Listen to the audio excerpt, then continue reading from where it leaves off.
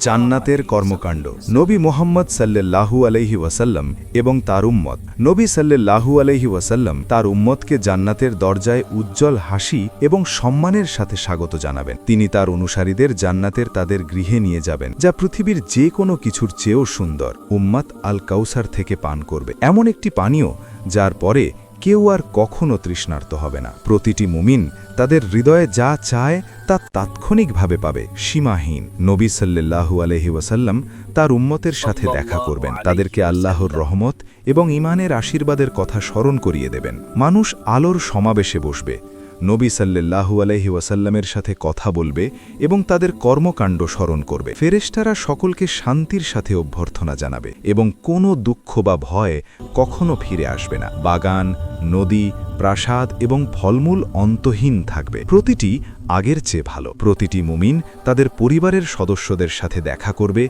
এবং আনন্দের সাথে একসাথে জান্নাতে প্রবেশ করবে। সর্বশ্রেষ্ঠ উপহার আল্লাহকে দেখা জান্নাতের সমস্ত আশীর্বাদের চেয়েও অনেক বড় আনন্দ। দেখার জন্য ধন্যবাদ। সুমন ইসলামিক ডায়েরিতে সাবস্ক্রাইব করুন এবং ইসলামিক জ্ঞানের সাথে সংযুক্ত থাকুন।